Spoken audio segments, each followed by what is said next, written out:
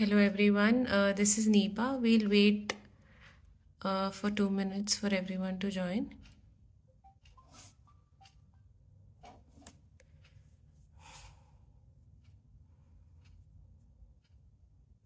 Am I audible? Please send a thumbs up if I am. Audible, visible.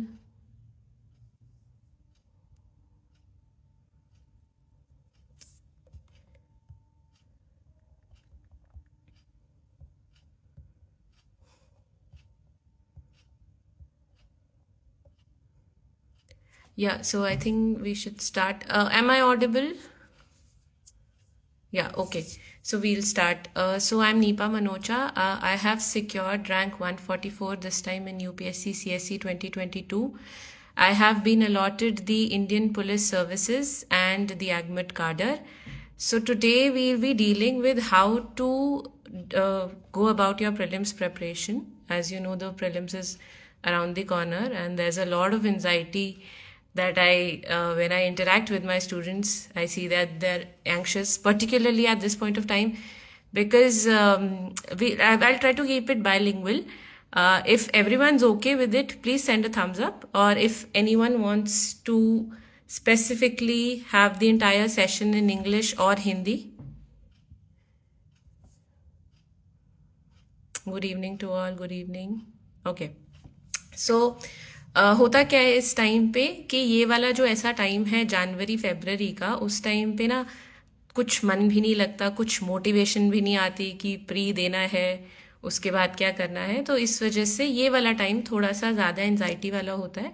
उस anxiety को कैसे control किया जाए, अपने फोकस कैसा रखा जाए गोल पे, तो उस चीज़ के बारे में बात करेंगे.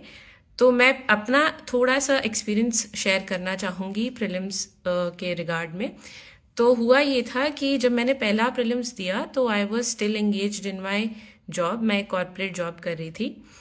मेरा बैकग्राउंड कॉमर्स का है, तो आई एम फ्रॉम SRCC और उसके बाद मैंने दिल्ली स्कूल से MCOM किया. उसके बाद I am chartered secretary by qualification. तो मैं वहीं पर काम कर रही थी और उसके साथ साथ I gave my first attempt at pre. तो हुआ ये कि I was not really sure whether I will make it, but हाँ थोड़ी बहुत आई कुड मैं थोड़ा सा इंग्लिश में भी बोलने की कोशिश करूँगी because I am getting some comments कि थोड़ा सा इंग्लिश में I try to be bilingual.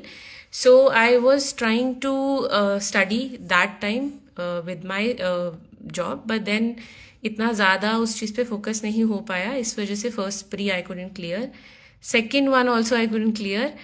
तो अब आप सोचोगे कि जिस इंसान ने इतने प्री नहीं क्लियर किए, why should be heat to that person. तो द थिंग इज कि जब जो चीज़ें गलत हो रही थी, that also I can tell you कि what went wrong. And the other thing is कि when I cleared my pre this time, the time I was allotted my services, I got 20 marks over the cutoff for general category. तो इस वजह से I think I am at a position जहाँ पर मैं आपको कुछ इस चीज़ में आपको गाइड कर सकती हूँ. तो लेट्स स्टार्ट विद दैट. तो the first thing that we have to keep in mind in pre is कि जो UPSC है that is always ahead of you. तो आप कुछ भी कर लीजिए, कुछ भी एलिमिनेशन टेक्निक्स लगा लीजिए, कुछ भी सोच लीजिए, कोई भी हैक्स ट्रिक्स कर लीजिए, it will effectively nullify it. But one thing that it cannot nullify is the fact that आप अच्छे से अगर रिविजन करेंगे, if you are by hearting your sources, then you can conquer this exam. अच्छा, एक और चीज़ मैं बोलना चाहूँगी. अच्छा, voice is change. Okay, so please मुझे ये बताते रहिएगा because I think the internet is a little shaky this time. तो मुझे बताते रहिएगा कि if I am audible. And जो आपके डाउट्स हैं वो मैं एंड में लूँगी. एक जो मुझे रेलिवेंट चीज़ लग रही थी, मैं बताना भूल गई कि मेरा कॉमर्स ऑप्शनल था. मेरा कॉमर्स ही हमेशा से बैकग्राउंड भी रहा है. तो जो लोगों को कॉमर्स में भी एक गाइडेंस चाहिए है, वो भी मुझे बाद में बताते रहिएगा. उसके अलावा प्री में मैं आपको कुछ टिप्स दे देती हूँ कि बेसिक सोर्सेज तो सबको पता होता है कि NCERTs करनी है 6th to 12th की. MCQs करने हैं तो लेवल वाइज चलते हैं. सबसे पहले तो जो आप लेवल 0 पे खड़े हैं यहाँ पर, तो उसमें you have to take care that the syllabus and the previous year questions, these form your base. You will build up from here, and then on this next level you have to go for the basic books and the NCERT. So the level 2 would be your own made notes. The level 3 would be, अब ये वाले यहाँ तक आप पहुँच जाएंगे, previous year question लगा दीजिए, सिलेबस को देख लीजिए क्या क्या है, बेसिक बुक्स NCERTs कर लीजिए और फिर अपने नोट्स बनाइए. और एक और चीज़ रहेगी जो बहुत इम्पॉर्टेंट है, उसकी इम्पॉर्टेंस मैं इनफ एम्फसाइज नहीं कर सकती, that is the current affairs. So do get into a habit of reading either 1 or 2 good newspapers. और आजकल तो बहुत easy हो गया, जैसे इंडियन एक्सप्रेस में भी they have this UPSC special करके एक पूरा का पूरा कॉलम है, आप उसको डायरेक्टली भी कर लीजिएगा तो भी बहुत ज़्यादा वैल्यू एडिशन हो जाती है. तो current affairs is something that you cannot miss.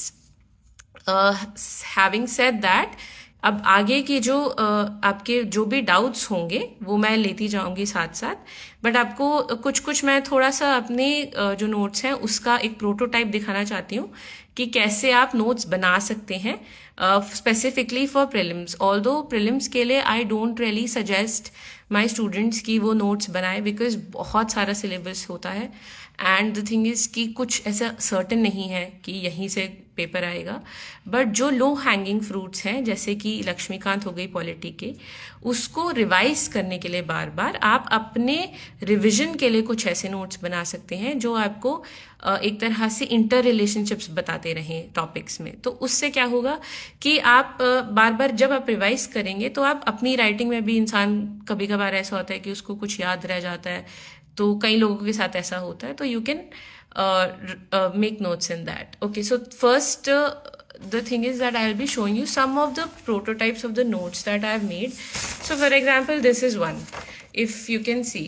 So these are the constitutional bodies. तो जैसे कि कौन सी constitutional bodies हैं, किसकी तरफ अपॉइंटमेंट होती है, टर्म क्या है, मैक्सिमम एज क्या है उस चीज़ की, और सिमिलर अपॉइंटमेंट्स कैसी होती हैं, किस कौन उसको रिजाइन मतलब रेजिग्नेशन कैसे है, तो ये सब आप लिख सकते हो. तो एक टेबल की तरह अब आप देखेंगे इतने सारे पूरे के पूरे मार्कर्स, पेन्स, हाइलाइटर्स. तो this means that you have to revise each and everything multiple times so that it gets ingrained in your brain.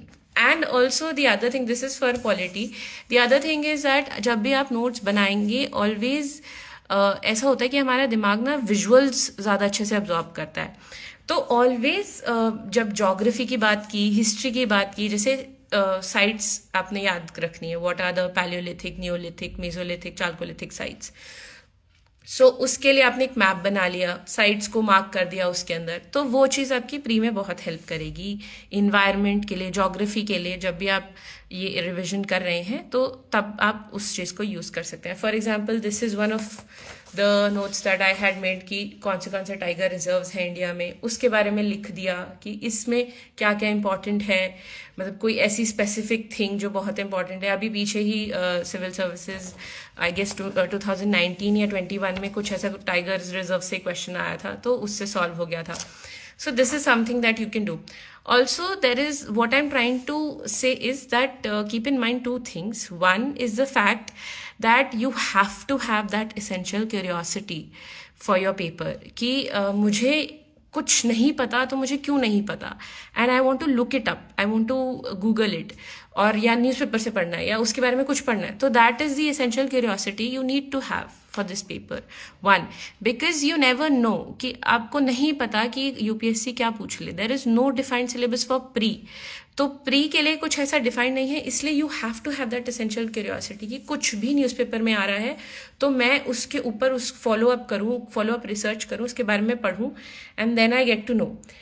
The other thing that you have to have for this examination is that you have to be in the process. अब जैसे एक मैं reference देना चाहूँगी, जैसे किसी ने Sherlock Holmes देखा हो तो उसमें ऐसा होता है कि जो वहाँ पे विलेन होता है उसका एक माइंड पैलेस होता है. माइंड पैलेस में ही has things which he has मतलब एकदम वैसे ही उसने याद किया होता है, and he can like he can recollect, and then he can interrelate. तो वो चीज़ आपने करनी है। यूपीएससी के लिए एक माइंड पैलेस बनाना है, where you are there, your books are there, source material is there, and you have to go and explore that mind palace। कि उसके अंदर मतलब जो भी आप कुछ याद कर रहे हो चीज़ें, तो वो एक ऐसे फिट हो जाए आपके दिमाग में कि कभी भी रिप्रोड्यूस करना पड़े पेपर में तो यू कैन। ओके, सो उसके अलावा जैसे अब मैंने बोला कि एलिमिनेशन टेक्निक्स जो हैं वो बहुत ज़्यादा ही यूपीएससी ने मतलब इस बार के एग्जामिनेशन में कम कर दी हैं, but you can always rely on 3 or 4 hours। So one is revision, one is recollection, and then you can also rely on the fact that you have to have that curiosity कि मैं कुछ भी कर रही हूँ, मैं उसके जो आगे पीछे है वो भी उसको भी पढ़ रही हूँ। तो this is my story, my experience with the pre. और सबसे इम्पॉर्टेंट बात ये रहेगी कि उस टाइम पे जब आप वो पेपर देते हो, जब आप जाते हो पेपर देने, तो have a good mind set, have a lot of hope, because जो इफेक्टिवली जो प्री निकाल रहे हैं वो भी इंसान ही है, हम भी इंसान हैं, हमने भी मेहनत की है। Solve a lot of mock papers. तो जैसे जो मेरे मेंटर थे उन्होंने मुझे ये बोला था कि I just quote it the way it was, कि उन्होंने मुझे ये बोला था कि तुम अगर 100 मॉक टेस्ट लगा लोगी तो कोई दुनिया की ताकत तुम्हें प्री निकालने से नहीं रोक सकती। And that is true because अगर आप वो मॉक्स एक तरह से करते रहेंगे, अपने आप को उस जोन में रखेंगे, प्रैक्टिस करते रहेंगे, तो आपको ये पता चलता रहेगा कि जो एग्जामिनर है वो किस माइंडसेट से फ्रेम कर रहा है क्वेश्चन, और what is he expecting out of us. तो वो एसेंशियल है, बहुत ज़्यादा प्रैक्टिस जो है आपके लिए वो बहुत एसेंशियल है। और the other thing I was saying is कि उस दिन जब आप जाओ एग्जामिनेशन में तो ये सोच के जाओ कि yes we can do it, और थोड़ा सा पॉजिटिव माइंडसेट रखना चाहिए उस टाइम पे जब आप लिख रहे हो, मतलब अपना अटेम्प्ट कर रहे हो paper. Then you should also think कि हाँ मतलब ये करके ही आना है, it's not very difficult, I can do it, you need to keep motivating yourself. अच्छा, अब इसके बाद कुछ मैं लेने लगी हूँ डाउट्स, तो आप मुझसे पूछ सकते हैं कुछ भी डाउट्स हो। मेरी ये वाली जो थोड़ा सा गाइडेंस है वो प्री से रिलेटेड है, because right now I think कि जिनके लिए प्री इम्पॉर्टेंट है वो उस पर फोकस करें। देन फिर उसके बाद कुछ चीज़ें जो मुझे रेकरिंग में दिख रही हैं कि जैसे lot of people are eager to start their preparation in 10th class, 12th class, and after college. After college is the best time, but then within college they want to start. So the thing is that how to go about it. So I would say that in 10th class, 12th class, you need to focus on your basic books. Keep your basic concepts strong. That time you can only refer to your newspaper. अगर suppose जैसे भी अभी जैसे Israel और Gaza की war है, या फिर South Africa has taken Israel to ICJ, तो ये सारे जो कंसेप्ट्स हैं, this you can always Google them, see a YouTube video. तो keep your basic concept strong in this classes. फिर उसके बाद आप थोड़ा सा एनालिटिकल व्यू पे आ जाइए जब आप कॉलेज में हैं या कॉलेज की एक्टिविटीज साथ साथ कर रहे हैं, तो एक तरह से उस चीज़ को देखिए कि आपने बेसिक्स आपके स्ट्रॉन्ग हैं कि नहीं। फिर उसके बाद मुझे कुछ ऐसे कमेंट्स आ रहे हैं कि how to cover current affairs effectively and make notes.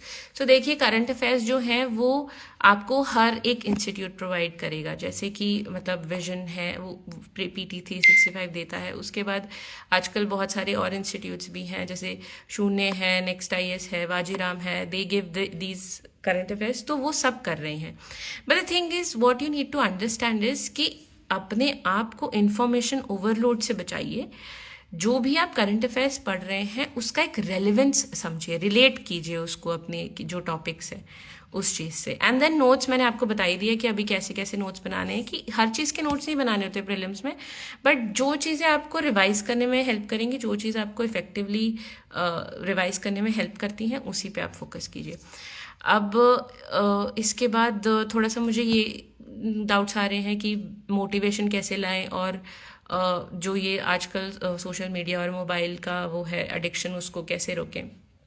तो द थिंग इज़ कि देखिए, मोटिवेशन मैं आपको ये बताती हूँ कि कोई भी कुछ भी कह दे, मोटिवेशन इज़ ऑलवेज इंटरनल।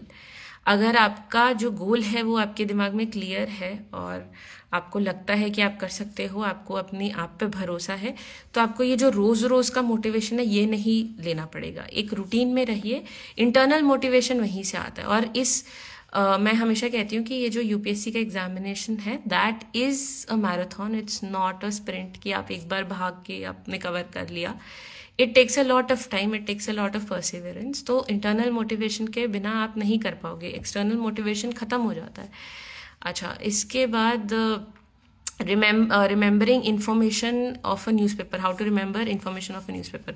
सो इसमें ये है कि इंफॉर्मेशन नहीं रिमेंबर करनी है आपने, सिर्फ आपने कंटेक्स्ट देखना है कि किस चीज़ का क्या कंटेक्स्ट है। और रिमेंबरिंग की जगह आप रिविजन पे फोकस कीजिए कि अगर आपने कोई फैक्ट पढ़ा है तो अगर बार बार उसी चीज़ को, क्योंकि कुछ यूपीएससी में इतने ज़्यादा फैक्ट्स नहीं आते contrary to the popular belief, उसमें बहुत लॉजिकली आपको क्वेश्चन अटेम्प्ट करना है और वो लॉजिक से हो जाएगा। अगर आपको कुछ भी बैकग्राउंड पता होगा तो लॉजिक से हो जाएगा। तो इसमें एक और मुझे क्वेश्चन मिला है कि लक्ष्मीकांत सफिशिएंट और एनसीईआरटीज भी पढ़ें। देखिए, लक्ष्मीकांत सफिशिएंट है, it's the bible of polity, but NCERT का एक अपना एसेंस है। एनसीईआरटी में से direct as it is questions उठा के आ जाते हैं, तो you can not afford to miss that. अच्छा, फिर उसके बाद what should people do who don't have mentors? देखिए, I'll tell you, for first 4 years of my preparation even I didn't have a mentor. तो मेरी हमेशा से यही अप्रोच रहती है कि I should guide a lot of as many as you as I can, because मेरे पास वो चीज़ नहीं थी।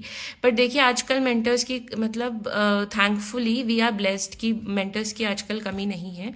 आप यूट्यूब पे जाइए, आपको बहुत सारे ऐसे मतलब लोग मिलते हैं जो आपको गाइड कर सकते हैं, कोई सीनियर्स हैं। और ज़रूरी नहीं है कि हर बार मेंटर जो है वो यूपीएससी से रिलेटेड है, मतलब हमेशा ऐसा भी होता है कि आपके मदर फादर आपके मेंटर्स बन जाते हैं। तो मैं तो जैसे एथिक्स की केस स्टडीज़ अपने मम्मी के साथ कर लेती थी डिस्कस, वो मुझे फिर माइथोलॉजिकल एग्जांपल्स देती थी, अच्छा ये भी हो सकता है वो भी हो सकता है, तो I use to write those in the essays, तो वो चीज़ काम आ जाती है। फिर ऑप्शनल मेरा जैसे मैंने अभी बताया है कि कॉमर्स है, उसके अलावा इकनॉमी के ऊपर मुझे बहुत सारे डाउट्स आ रहे हैं। तो देखिए, इकनॉमी में आई वुड सजेस्ट कि there are two very very important sources, you can not afford to miss them. One is the economic survey and the other is the budget. Economic survey में से as it is question आ जाते हैं कुछ कुछ उस पर, तो वो आप ज़रूर देखिए, उसके फैक्ट्स आपको ज़रूर मतलब इंटरकनेक्ट करेंगे तो फैक्ट्स रटने की भी ज़रूरत नहीं पड़ेगी, हमेशा दिमाग में रहेंगे। और फिर उसके बाद मुझे ये क्वेश्चन आ रहा है कि मतलब how can I start means answer writing. अच्छा देखिए, मैं आपको ये बता देती हूँ कि रूटीन या वैसे आपका जो टाइम फ्रेम होना चाहिए कैसा होना चाहिए कि this is for those who are giving the UPSC prelims for the first time. I think this is a good time to focus on your pre, because बहुत सारा सिलेबस होता है, से एनवायरनमेंट है, इकोनॉमी है, पॉलिटी है, geography है, उसके अलावा करंट अफेयर्स है, तो बहुत सारा सिलेबस है। Focus on pre, because pre और मेंस की तैयारी काफ़ी हद तक बहुत ज़्यादा इंटीग्रेटेड होती है। तो इस वजह से क्या होता है कि आप प्री की तैयारी करेंगे तो मेंस के फैक्ट्स आपको हमेशा पहले ही पता चल जाएंगे। और इसके साथ साथ आप प्री की तैयारी करते करते प्रीवियस ईयर क्वेश्चंस मेंस के देख लीजिएगा, तो वो इम्पॉर्टेंट रहते हैं। उसके बाद जिन्होंने पहले दिया हुआ है एग्जाम, जिनके प्री के नोट्स बने हुए हैं, this time can be utilized for your mains answer writing. एक और क्वेश्चन मुझे आया है कि हाउ टू मैनेज ऑप्शनल। तो ऑप्शनल के बारे में भी मैं ये बताना चाहती हूँ कि जैसे प्री से पहले आपके सारे नोट्स ऑप्शनल के बने होने चाहिए। आई वुडेंट सजेस्ट कि मतलब आप उस स्टेज पे ऑप्शनल को छोड़े कि जहाँ पर आपने एक बार भी, एक टॉपिक है जो आपने एक बार भी नहीं पढ़ा, तो always have a thorough understanding of your optional and a good grasp, because optional की वजह से optional, essay and ethics, these 3 are your differentiators. ज़्यादातर मार्क्स GS 1, 2, 3 में सेम रहते हैं, सिमिलर पैटर्न पे रहते हैं। That is also a thing कि यू कैन उसको आप इम्प्रूव कर सकते हैं, but optional is your differentiator, तो उसको आप ज़्यादा फोकस कीजिए। प्री से पहले एक रिविजन अच्छे से हो जानी चाहिए। आपने अगर टेस्ट पेपर्स नहीं लिखे प्री से पहले तो दैट वुड डू, वो आप प्री के बाद भी लिख सकते हैं papers, but I would suggest कि अच्छे से ऑप्शनल पे ज़्यादा फोकस रखिएगा और मेंस आंसर राइटिंग पे फोकस रखिएगा इस टाइम पे। फिर after those who have given the pre पहले भी, तो फ्रॉम मार्च मतलब फेब एंड या मार्च बिगनिंग से आप अच्छे से स्टार्ट कर सकते हैं and do focus on mock test papers. इसके अलावा ओके, एक मुझे ये कमेंट आया है कि आप एमबीए में हैं और ऑप्शनल सब्जेक्ट मैनेजमेंट अच्छा है। मैं आपको कुछ चीज़ें बता देती हूँ कि how to choose your optional. सबसे पहले तो आपका उसमें कोई बैकग्राउंड हो तो इट इज़ गुड, बिकॉज बहुत सारे लोग वही ऑप्शनल लिख रहे हैं और जिनका बैकग्राउंड है वो ऑप्शनल का, वो भी वही ऑप्शनल लिख रहे हैं। तो उससे क्या होगा कि आपके पास कोई एक्स फैक्टर नहीं होगा अगर आपके पास उसकी प्रीवियस नॉलेज नहीं है। तो सबसे पहले previous knowledge, I am not saying it's a must, but it is a good thing. Next, आपका इंटरेस्ट क्या है। जैसे अब खुदा न खास्ता कि ऐसा हुआ कि आपका एक बार नहीं हुआ प्री, 2 बार नहीं हुआ, 3 बार नहीं हुआ, तो आप क्या होते हो कि उस ऑप्शनल के साथ स्टक हो जाते हो। अगर आप उस ऑप्शनल के साथ स्टक हो और आप 4 साल से मतलब आपका दिल नहीं लग रहा उस ऑप्शनल में, तो फिर आप वो चीज़ नहीं कॉन्कर कर पाओगे इस वजह से। एंड थर्ड थिंग इज़ कि उसका जो जितना मटेरियल अवेलेबल है मार्केट में उसको भी देखिए। तो मैनेजमेंट का मटेरियल थोड़ा कम होता है, but do go for it if you have the knack for it. अच्छा, आंसर राइटिंग के ऊपर मुझे एक क्वेश्चन आया है कि आंसर राइटिंग को कैसे इम्प्रूव करना चाहिए। देखिए, there is only one way of improving the answer writing and that is practice. तो इस बार जो हमारे आंसर राइटिंग में मतलब जीएस में जिनके हाईएस्ट मार्क्स हैं, उनसे जब मेरी बात हुई तो उन्होंने मुझे सिर्फ एक ही चीज़ बोली थी कि focus on daily answer writing. क्योंकि अगर आप डेली आंसर राइटिंग कर रहे हो, 10 क्वेश्चंस या 5 क्वेश्चंस अपने हाथों से लिख रहे हो, then you are getting into the hang of writing. तो आपके सामने कोई भी क्वेश्चन कभी भी आएगा, आप लिख सकते हो उसको। तो आंसर राइटिंग की सिर्फ एक ही मतलब एक ही इलाज है, दैट इज प्रैक्टिस। अच्छा, कॉमर्स बैकग्राउंड के स्टूडेंट के लिए आइडियल ऑप्शनल कौन सा होना चाहिए। देखिए, मेरा बैकग्राउंड कॉमर्स का था, तो मैंने कॉमर्स एंड अकाउंटेंसी इसलिए चुना बिकॉज आई फेल्ट कि मैं उसमें जस्टिस कर पाऊंगी, और मैंने इतने साल जब वही सब्जेक्ट पढ़ा है तो I didn't want to shift. But देखिए, आजकल वो आपके खुद की एप्टीट्यूड पर है कि आपको कौन सा मतलब ऑप्शनल ज़्यादा अच्छा लगेगा। बिकॉज जैसे एंथ्रोपोलॉजी है, सोशोलॉजी है, पीएसआईआर है। अब पीएसआईआर में थोड़ा सा करंट रेलिवेंस का होता है, international relations you have to follow. Anthro is more static, तो वो आप अपने हिसाब से, अपने एप्टीट्यूड के हिसाब से देख लीजिए। और अब एक क्वेश्चन आया है कि इज कोचिंग नेसेसरी। देखिए, मैंने 5 साल मैंने आज तक कोई कोचिंग कहीं से नहीं ली। टेस्ट सीरीज मैंने ज़रूर लगाई है because that gives you an evaluation. तो कोचिंग ऐसे ज़रूरी नहीं है कि आप करो। इनफैक्ट जितने भी मेरे लवासा में फ्रेंड्स थे, बहुत कम ऐसे लोग थे जिन्होंने कोचिंग की थी। तो अपने आप से सेल्फ स्टडी की जिनको आदत होती है, वही आगे इस चीज़ को कैरी फॉरवर्ड कर सकते हैं। फिर उसके बाद इसके बाद थोड़ा सा एंथ्रोपोलॉजी के ऊपर है कि एंथ्रोपोलॉजी आई फील जिनका थोड़ा सा इस चीज़ में फ्लेयर है कि वो याद कर सकते हैं, डायग्राम्स बना सकते हैं, उनके लिए अच्छा रहता है ऑप्शनल। और उसके बाद कुछ कुछ चीज़ें सेल्फ स्टडी, हाँ जी, सेल्फ स्टडी कीजिए। और जैसे ये जो मैं अभी बता रही थी, बुक लिस्ट वगैरह, बुक लिस्ट जो कॉमन बुक्स होती हैं वो ये सब सारी चीज़ें मैंने अपने चैनल पे शेयर की हैं। आई have shared all these things on my channel, so you can follow me on Telegram. My channel ID would be UPSC_NIPA। और जो कॉमर्स ऑप्शनल के लोग हैं वो मुझे उस पर फॉलो कर सकते हैं। मेरा एक कॉमर्स ऑप्शनल के लिए डेडिकेटेड टेलीग्राम चैनल है जिसका नाम है NIPA_commerce। और अगर आपको कोई भी ऐसे डाउट हैं जो आप 1-to-1 मेरे से कम्युनिकेट करना चाहते हैं, तो मैं इंस्टाग्राम पे भी हूँ nipa.ips करके।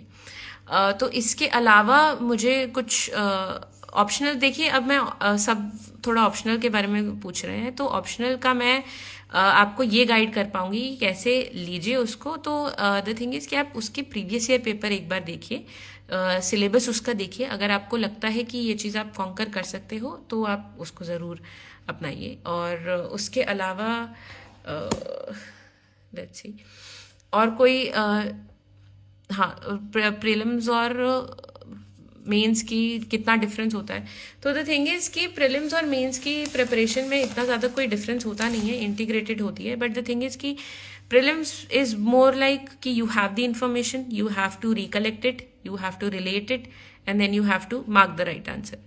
बट मेंस में जो होता है, मेंस में you have to analyze it कि ये इन्फॉर्मेशन तो है but what do you make out of it. So that is something that is different. तो आप लिखने की ज़्यादा प्रैक्टिस करते हैं मेंस में. ओके तो ये है कि बीटेक में सेकेंड ईयर में है, इंक्लिनेशन है सीएससी की तरफ और आप स्टार्ट करना चाहते हैं. तो आपके बहुत सारे पीयर्स भी होंगे जो कि आप को मतलब इस डायरेक्शन में दिखेंगे कि हाँ वो भी कर रहे हैं यूपीएससी के लिए प्रिपरेशन. तो आई थिंक कि आप अपने कॉलेज की जो स्टडीज़ है उनको साथ में रखते हुए, because try and choose a optional subject which is like वो आपका थोड़ा काम कम कर देगा कि अगर आपके कॉलेज में ही कोई ऑप्शनल सब्जेक्ट है आपका तो वही चूज़ कर सकते हैं. और थोड़ा सा न्यूज़पेपर्स पे ज़्यादा फोकस रखिए. तो दैट इज़ समथिंग. तो आप कॉलेज के साथ साथ भी शुरू कर सकते हैं because it's a good idea to start early. इसके बाद मैं दोबारा अपना यूज़र नेम शेयर कर देती हूँ. आई am getting a lot of doubts on that. nipa.ips is my user name on Instagram. UPSC_NIPA is my user name on Telegram. तो आप मुझे वहाँ फॉलो करेंगे तो मेरा डेडिकेटेड कॉमर्स चैनल भी मिल जाएगा. मेरा नाम नीपा मनोचा है. तो one of the doubts is मैं जैसे मैंने पहले बताया कि मेरा 5th अटेम्प्ट था तो 2 बार आई गेव द मीन्स. और जो मुझे इम्प्रूवमेंट ये लगी कि ज़्यादा आंसर राइटिंग करोगे तो फिर ज़्यादा कर सकते हो. तो Nipah I will spell it out NEEPA.IPS NEEPA.IPS. हाँ तो नेगेटिव मार्किंग में अच्छा कैसे डील करें. देखिए नेगेटिव मार्किंग का ये होता है कि जब भी हम प्री देने जाते हैं तो we must ensure that above 80 questions we are attempting. Because इस आज के टाइम में जो प्री आ रहा है दैट इज़ नॉट रियली वैसा नहीं है जो 2013 या 14 के टाइम पे था. बिकॉज उसमें ज़्यादा डिस्क्रिशन हो रहा है कि ये भी सही हो सकता है, ये भी सही हो सकता है. तो उस चक्कर में नेगेटिव मार्किंग जो है वो मतलब बढ़ जाएगी. बट द थिंग इज़ कि अगर आपका सही हो जाए वो भी चीज़ काउंटर हो जाएगी. तो कॉम्पनसेट कर सकते हो. विच कोचिंग. अच्छा मैंने कोई कोचिंग नहीं ज्वाइन की. मैंने सिर्फ टेस्ट सीरीज ली थी. तो this is okay. Does CSC demand high level English speaking with writing. Okay the thing is that it's not about high level speaking and writing in English. जैसे आप mains लिख रहे हैं तो then you can simply write down the points if you are not very confident with your English. And UPSC interview में there is a option where if you're not confident in English, you can give the interview in Hindi and or any other language you're comfortable in. But what I would suggest is that do have a good grasp on English, because what we've seen in the recent years is जैसे अब case studies हैं ethics की या फिर CSAT के English के comprehension है. You cannot do without good English. तो read newspapers and go about it in a way that is very organize. तो यू कैन डू इट. अच्छा उसके अलावा ऑप्शनल बेस्ट ऑप्शनल कुछ मतलब मेरे हिसाब से कोई ऐसा बेस्ट ऑप्शनल नहीं होता कि आपको जो आपके हिसाब से लगे, जिसमें ऐसा भी नहीं है कि कोई किसी में ज़्यादा मार्क्स आ रहे हैं किसी में कम. स्केलिंग हो जाती है तो मार्क्स इक्वली होते हैं ज़्यादातर. इंटरव्यू में हिंदी इंग्लिश दोनों बोल सकते हैं. नहीं, it is not really preferred that you से यूज़ बायलिंगुअली. होता ये है कि अगर आपने वो पूछते हैं कि आपसे इंटरव्यू में कि आपने कौन सी लैंग्वेज में देना है, तो वो इंग्लिश लिखोगे तो इंग्लिश में देना है, हिंदी लिखोगे तो हिंदी में. It's a good thing that you stick to one language. When should we start doing the answer writing practice. I think the best time is now. तो हमेशा जो आंसर राइटिंग है आपकी हमेशा ही चलती रहेगी. ये मैं मानती हूँ कि मार्च अप्रैल के टाइम में थोड़ी सी you can reduce it, but effectively जब आपका पूरा का पूरा जो भी ये यूपीएससी का रिजल्ट है वो मेंस डिपेंडेंट होता है काफ़ी हद तक. 80% इज मेंस. तो आप उस पर ज़्यादा फोकस कीजिए. Please repeat your question because वो बहुत तेज़ क्वेश्चन आ रहे हैं तो I am not able to read everything. 12th और 10th के बाद मैंने आपको बता दिया है कैसे कर सकते हैं. Basic books, basic subjects, basic concepts and newspapers, that's it. उसके अलावा इधर उधर नहीं घूमने की ज़रूरत. बस आप बेसिक्स अपने स्ट्रांग रखिए. Mandatory to read all NCERTs, not really. The thing is कि हिस्ट्री का आप ज़्यादा फोकस रखिए, 6th 7th 8th 9th 10th 11th 12th, तो सारे हिस्ट्री के आप ज़्यादा फोकस रखिए। 11th 12th की जोग्राफी एनसीईआरटी अच्छी होती है। और इकोनॉमिक्स के लिए आई वुड सजेस्ट कि इकोनॉमिक्स के लिए जो आप एनसीईआरटीज पढ़ने की जरूरत नहीं होती, बट एनसीईआरटीज में काफ़ी हद तक कंसेप्ट क्लैरिटी आ जाती है इकोनॉमिक्स से, तो वो कर सकते हैं। If I'm choosing maths for optional, see maths is a good optional. You get a good respite from GS के पेपर्स में जहाँ लिखना होता है, मैथ्स में सॉल्व करनी होती है चीज़ें, तो you get a good optional. और इसके अलावा एनसीईआरटी कंप्लीट होने के बाद आंसर राइटिंग करनी चाहिए या फिर एनसीईआरटी के टाइम पे ही, और कैसे स्टार्ट करने हैं? ओके, सो आंसर राइटिंग के लिए आई वुड सजेस्ट कि go through the toppers answer writing जो उन्होंने की है, जो उनके पेपर्स हैं उनके, उसके थ्रू आप जा सकते हैं। एनसीईआरटी और आंसर राइटिंग में इतना ज़्यादा मतलब वो नहीं होता, कोई इतना ज़्यादा कनेक्शन नहीं है। एनसीईआरटी में आपको फैक्ट्स मिल जाएंगे बहुत अच्छे से, but apart from that answer writing involves a multiple मतलब अप्रोच, वो होलिस्टिक अप्रोच कैसे लेके आनी है वो आपको जो टॉपर्स आंसर राइटिंग के जो टॉपर्स कॉपीज हैं उसमें पता चल जाएंगी, प्रीवियस ईयर क्वेश्चंस में पता चल जाएंगी। आजकल बुक्स भी मिलती है मार्केट में जो कि सॉल्व्ड आंसर राइटिंग की बुक्स होती है, तो you can refer to that. बाकी test series I would not completely favour any of the institute. एक इंस्टीट्यूट से आई वुड सजेस्ट कि आप एक ही पे फोकस कीजिए। देखिए प्री का क्या होता है कि प्री में वेरिड पर्सपेक्टिव्स हमें चाहिए होते हैं, तो 2-3 टेस्ट सीरीज अगर आप मतलब जैसे मार्केट में भी मिल जाती हैं, फोटोकॉपी लीजिए, उस पर ही कर दीजिए टिक, या ऐप डाउनलोड कर दीजिए, फ्री टेस्ट सीरीज उसमें भी आ जाती हैं। तो अच्छा, सी सैट के बारे में बताइए। तो सी सैट के बारे में अब ये है कि आजकल जो ट्रेंड चल रहा है उसमें ये देखा गया कि CSAT has become a little bit more difficult. So I on my channel UPSC_NEPA I have shared all the CSAT material that I referred to, जितने भी पॉसिबल हो सकते थे, formulas, techniques, trips, hacks, everything I have shared there, तो you can easily go and see from that channel. अच्छा, as a medical student, देखिए medical student medical science भी select करते हैं, बट थोड़ा सा उनके लिए टीडियस हो जाता है, तो they can select safer optional, जैसे एंथ्रो भी है, सोशो है, PSIR है, दे कैन से हिस्ट्री भी अगर आपका इंटरेस्ट है तो। फिर उसके बाद which type of questions are asked in mains exam, इसके लिए आपको प्रीवियस ईयर क्वेश्चंस देखने पड़ेंगे। ऑप्शनल के बारे में मैंने यही बताया है कि एनसीईआरटी के नोट्स देखिए, एनसीईआरटी के नोट्स आप मैंने जैसे अभी आपको बताया, इंटर रिलेशनशिप जहाँ पे भी आ रही है ना, 2-3 टॉपिक्स एक जैसे लग रहे हैं, उसमें आप बना सकते हैं। अपार्ट फ्रॉम दैट एनसीईआरटी तो एज इट इज़ ही कवर करनी होती है, मतलब उसमें हाईलाइट कर लीजिए, फिर गो थ्रू रिवाइज वो सब कर सकते हैं। Where to find proper current affairs matter? Only source for proper current affair matters is good newspapers. That's it. तो आप अगर आप वो पढ़ेंगे तो आपको जो ये मतलब मंथलीज वगैरह उस पर एकदम से बर्डन नहीं आएगा अगर आप उसको थरली करते रहेंगे। How can we start preparation at initial level? From 2 newspapers. मैं यूजुअली हिंदू और इंडियन एक्सप्रेस रेफ़र करती थी, तो आप ये रेफ़र दोनों कर सकते हैं। और इसके अलावा base books, previous year questions, toppers की आंसर राइटिंग की जो भी कॉपीज़ मिलती हैं, विजन IAS के लिए भी में भी होती हैं, फोरम में भी होती हैं, तो दे हैव दीज थिंग्स। उसके अलावा और कोई भी डाउट? अच्छा, how many months current affairs we have to read? देखिए इट इज़ आइडियल कि आप 1 साल के करंट अफेयर्स को अच्छे से पढ़ के जाएं। जैसे अब आपको अगर देना है एग्ज़ाम, तो आप जून से लेकर मई तक के करंट अफेयर्स को कवर करें। अब ऐसा होता है कि कुछ चीज़ें रिपीट होती हैं, तो आई वुड रियली सजेस्ट कि keep a tab on all those things जो कि रिपीटेड आ रही हैं, उससे आगे पीछे क्या आ सकता है वो भी आप देखिए। Which institute is best for GS English medium? देखिए ऐसा कोई बेस्ट इंस्टीट्यूट नहीं होता, इंस्टीट्यूट्स तो बहुत सारे हैं और वो बहुत सारे बच्चों को पढ़ा रहे हैं, बट पीपल कैन नॉट, मतलब वो सब बच्चे तो नहीं कर पा रहे हैं UPSC, तो आपको अपने ऊपर थोड़ा सा भरोसा रखना चाहिए। इंस्टीट्यूट्स कैन गाइड यू, बहुत सारे इंस्टीट्यूट्स हैं जो भी आपको कन्वीनियंट लगे, एक जैसे ही है उनका मटेरियल सबका, तो इतना कोई ज़्यादा फ़र्क नहीं है।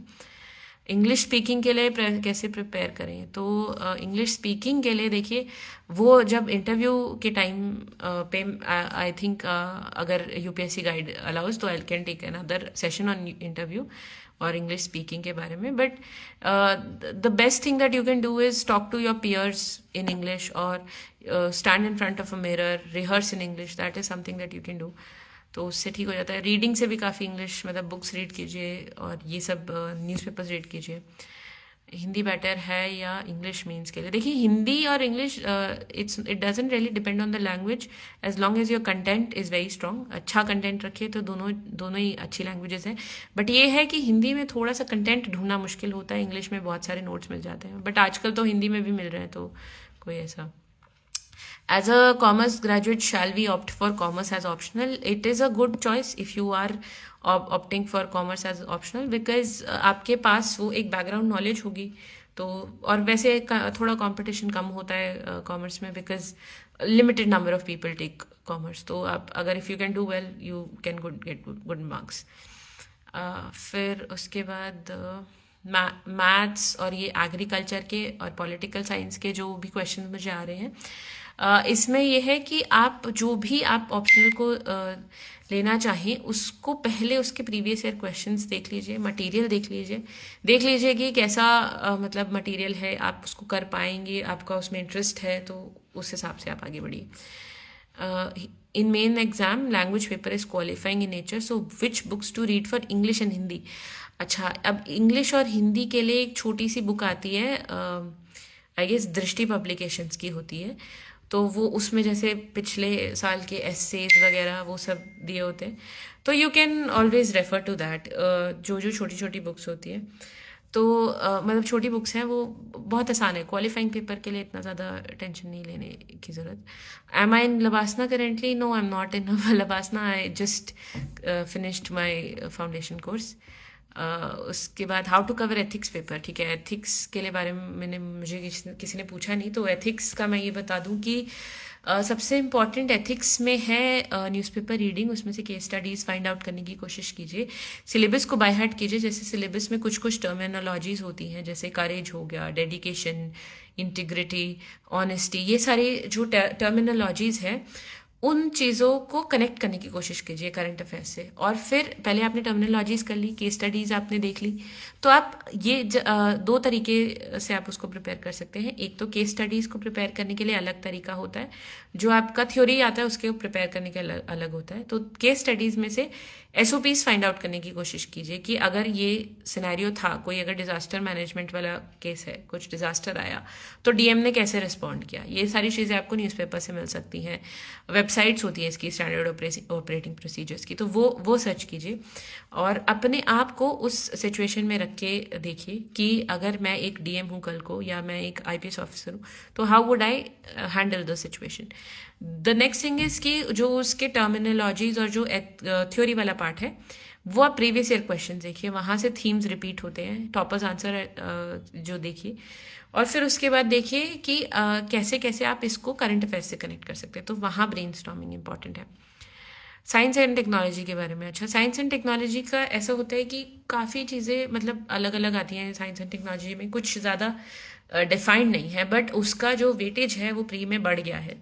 तो उसके लिए आप क्या कर सकते हैं कि कुछ कुछ ऐसे यूट्यूब वीडियोस हैं जो कि सिर्फ विज्ञान टीवी या ऐसे करके जो सिर्फ साइंस एंड टेक्नोलॉजी पे ज़्यादा फोकस करती हैं. तो keep your self abreast of all these things.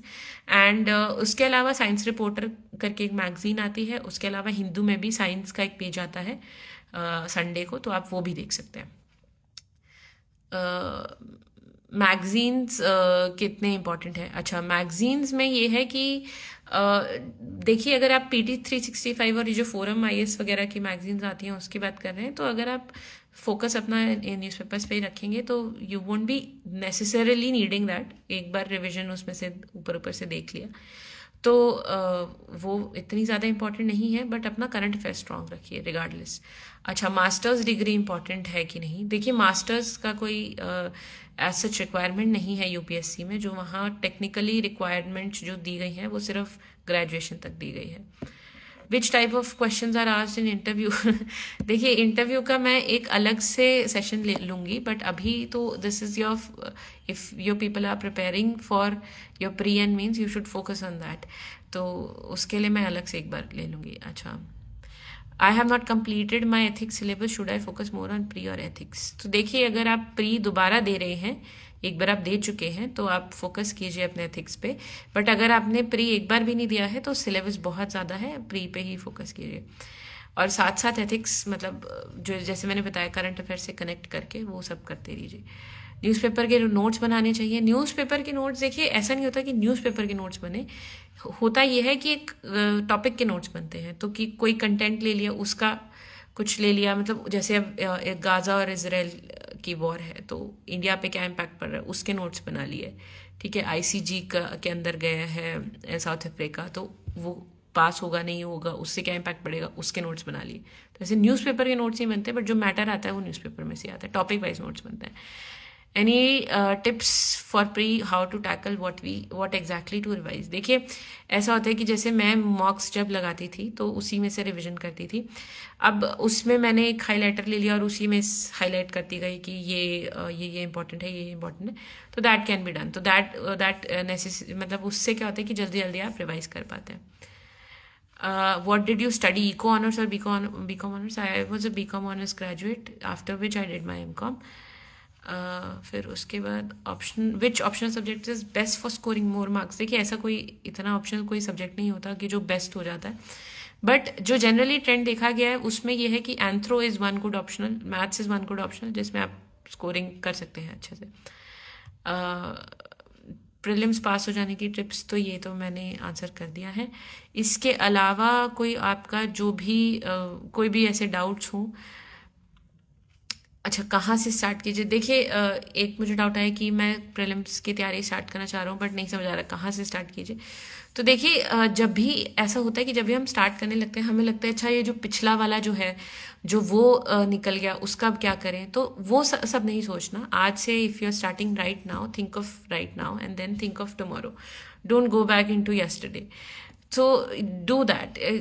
When you are taking one paper, one topic, if you pick a topic, then उसके ऊपर पूरा रिसर्च कर ली, तो ऐसे करके करना है।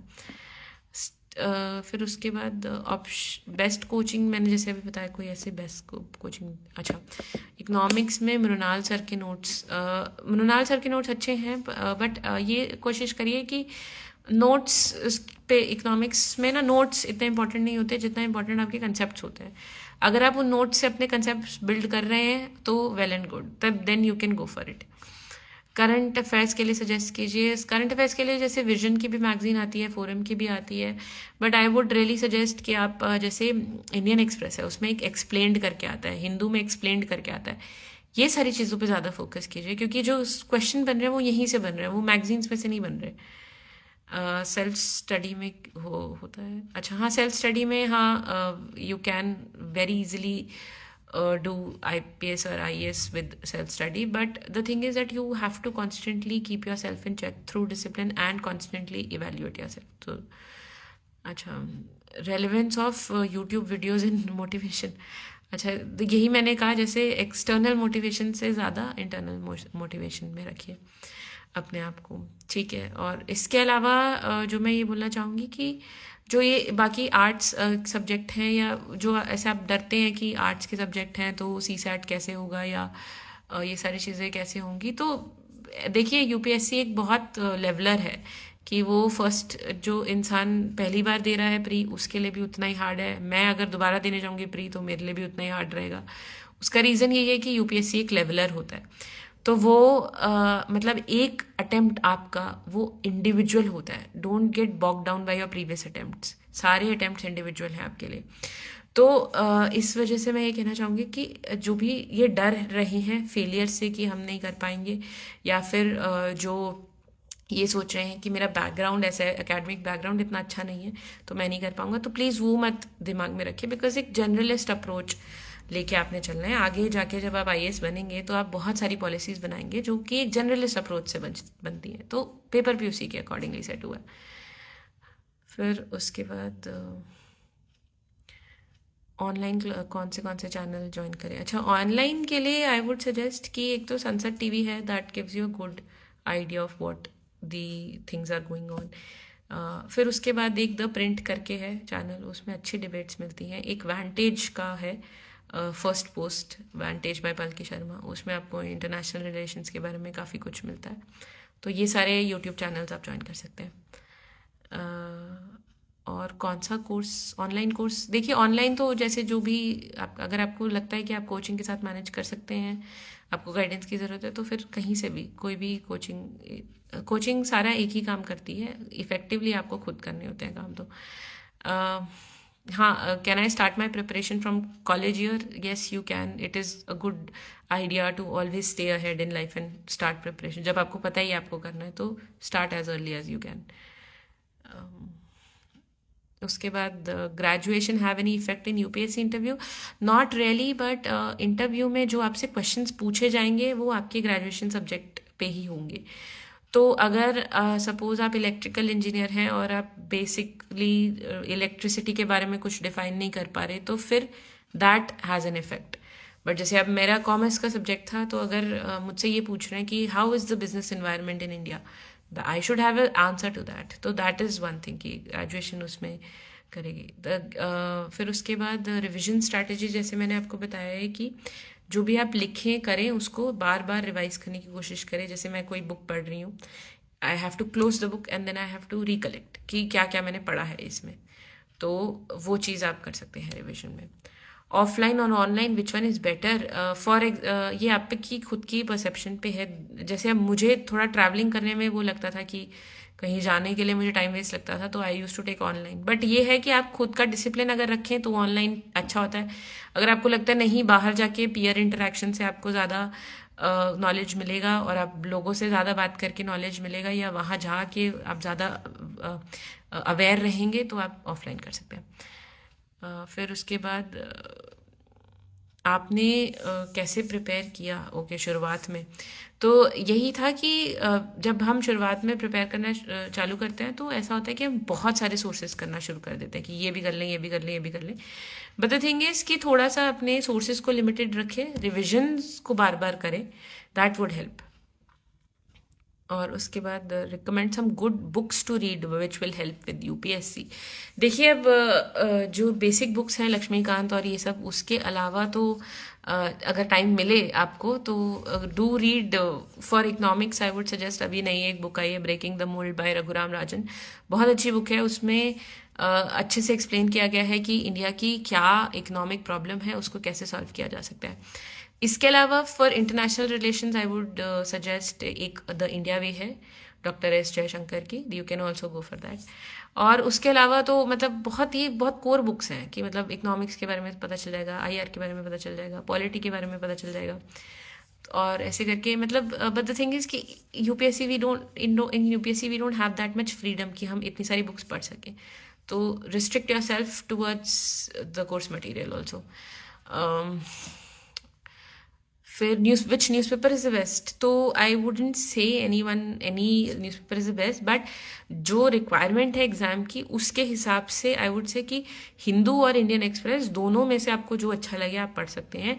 मुझे पर्सनली इंडियन एक्सप्रेस ज़्यादा अच्छा लगता है बिकॉज उसमें काफ़ी क्लियर कट चीज़ें होती हैं और वो थोड़ा सा मतलब पॉजिटिवली चीज़ों को समझाने की कोशिश करता है, तो दैट्स व्हाई आई थिंक। फिर tips for answer writings. Okay, tips for answer writing यही है कि इस टाइम पे जब आप पहली बार आंसर लिखें तो ये ना फोकस करें कि मुझे कितना टाइम लग रहा है और मतलब how will I write, just focus on whether you are able to structure your thoughts and you are able to jot them down. तो वो चीज़ आप ज़्यादा फोकस पे रखिए। इफेक्टिवली यू विल मैनेज कि आप एक क्वेश्चन को जैसे 7 या 5 मिनट में करना होता है, तो effectively you will be able to manage. But इस टाइम पे आपको थोड़ा कंटेंट और अपने स्ट्रक्चर पे फोकस करना चाहिए। Okay, strategy for CSAT. देखिए, how many questions for completely comfortable qualifying. तो ऐसा होता है कि सी सैट में इस बार थोड़ा सा गड़बड़ हो गई। लोग ये सोच के जो लोग ये सोच के जा रहे थे कि सिर्फ कॉम्प्रिहेंशन से निकाल लेंगे या सिर्फ उससे निकालेंगे मैथ्स के क्वेश्चन से, तो उससे हो नहीं पाया इस बार किसी का भी। जिसने सिर्फ करा है उससे नहीं हो पाया, जिसने दोनों में कुछ ना कुछ करके आया है उससे हो जाता है। तो द थिंग इज कि at least 40 questions you have to attempt, अच्छे से कीजिए उसको। अपनी ये it doesn't really matter on how many questions you attempt in CSAT, but your accuracy rate matters. तो अगर आपको लगता है कि डाइसी है आपका कॉम्प्रिहेंशन, तो गो फॉर मैथ्स क्वेश्चन या go for logical reasoning, because then they will act as your buffer. तो इसको भी अच्छे से देना है, जितने क्वेश्चन आपसे मैक्सिमम हो पा रहे हैं आपको करना है। ये नहीं है कि इसको ग्रांटेड ले लिया आज। इस बार जिस भी इंसान ने सी सैट को ग्रांटेड ले लिया था, सी सैट की वजह से ही उनका नहीं हुआ। तो don't ever take anything for granted in UPSC. Your what is your experience in UPSC? जैसे मैंने आपको बताया कि मेरा ये 5th अटेम्प्ट था और इसमें मैंने क्वालिफाई किया है। यूपीएससी का ये होता है कि मतलब at one point it's like a game of snakes and ladders. एक तुम पहले ही बहुत ऊपर चले जाओगे, फिर 99 पे सांप बैठा होगा, आपको नीचे ले आएगा। तो दैट इज़ वन थिंग। तो focus on every individual attempt as an individual. Don't be bogged down by previous attempts. उसके अलावा what is the best age to crack UPSC? देखिए, it's very good if you crack UPSC in your early 20s, because then you have an opportunity to get promoted to a higher level. But I don't think there's a best age. जब भी आपको लगे mentally, आपको लगे कि maturity है आपकी इतनी कि आप एक ऐसी पोस्ट को संभाल सकते हैं, that will be the best age. फिर उसके बाद ठीक है। तो इसके अलावा लबासना में कौन सी लैंग्वेज में पढ़ाई होती है? लबासना में it's predominantly English, but there is no rule as such. तो हिंदी में भी कन्वर्स करते हैं teachers. Can you share your notes? Okay, so for my notes, every bit of my notes is available on my Telegram channel, which I'll repeat, UPSC_NEPA. And you can also connect with me, since I have a little paucity of time and I would like to take your leave अब इस time पे, because I have to be somewhere. It's already 8 o'clock. तो I have to be somewhere and I have to take your leave. तो मैं अपना दोबारा से अपना जो इंस्टाग्राम चैनल है उसकी ID शेयर कर देती हूँ, NEPA NEEPA NEPA.IPS। आप इस पे मुझे कनेक्ट कीजिए, इस पे मुझे मैसेज कीजिए। तो अगर कोई ऐसा डाउट होगा जो एक जेन्युइन डाउट है, तो मैं आपको ज़रूर हेल्प करूँगी। I will provide you sources. इसके अलावा जो भी आपके डाउट्स हैं, आप मुझे उस पर कनेक्ट कीजिए, तो we can talk on that. Thank you so much everyone कि आप इतने ज़्यादा इंटरैक्टिव रहे। It's all my best wishes to you. जो भी प्री दे रहा है, keep your anxiety levels in control, focus कीजिए and just hope for the best. And also one more important thing, do always believe in the force कि आपको, अगर आप इतनी मेहनत कर रहे हैं तो भगवान हमेशा आपके साथ हैं और आपको हमेशा एक अच्छा रिजल्ट मिलेगा। उसी पॉजिटिव एटीट्यूड से पेपर देने जाइए, अपनी प्रिपरेशन भी उसी पॉजिटिव एटीट्यूड से कीजिए। ठीक है, तो अब आपसे विदा लेते हैं। Thank you so much. Thank you everyone for being a lovely audience, and all your doubts were very relevant also. Thank you so much.